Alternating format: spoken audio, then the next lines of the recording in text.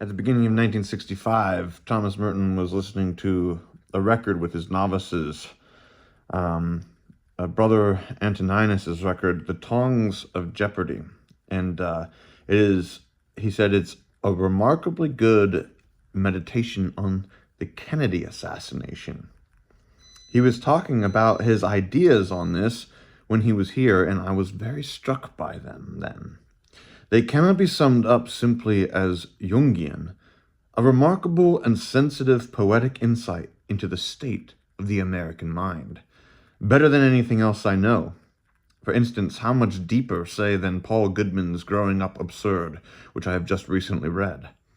More than Jungian, the Tongs meditation is deeply Buddhist, and the Cain idea, the drive to fratricide as the great weakness in the American psyche, is most impressive and, I think, accurate. Iltud Evans is coming to preach the retreat, and I will talk to him about it. I'm tempted to review it for Blackfriars. Stunning how the Kennedy assassination moved people rightly or wrongly, sanely or otherwise.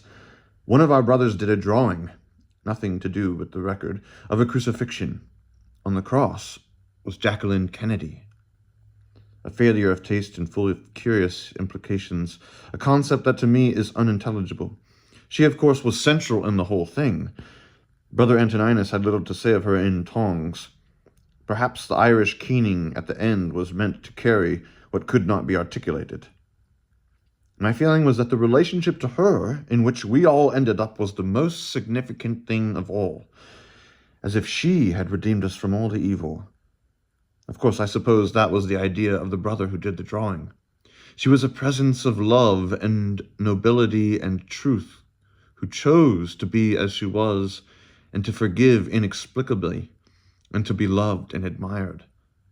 It was she, actually, who did the greatest thing of all and the noblest thing, disinterestedly and without strings. Brother Antoninus contrasted the funeral rites with the mendacity of conventions, etc., and gave America a sense of being true which we rarely get in public life. Oh, that we would have more.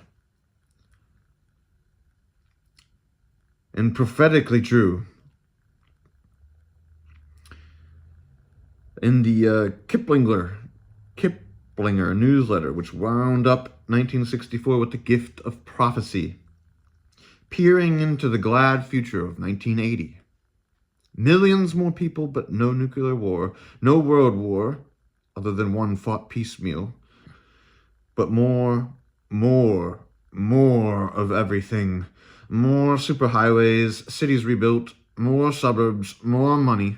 Ignores the question whether all these more people will have more jobs, more recreation, more fun, more college, and even with all the money around, a boom in art, music, and literature. I just can't wait to be 65. Still not fully able to believe I will make it to 50 in 9 days' time.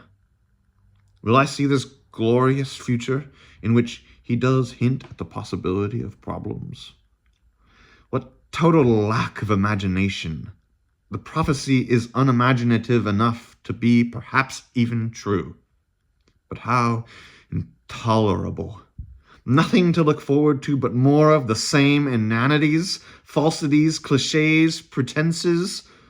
But there will surely be more frustration, therefore more madness, violence, degeneracy, addiction. The country will be one vast asylum. I have higher hopes.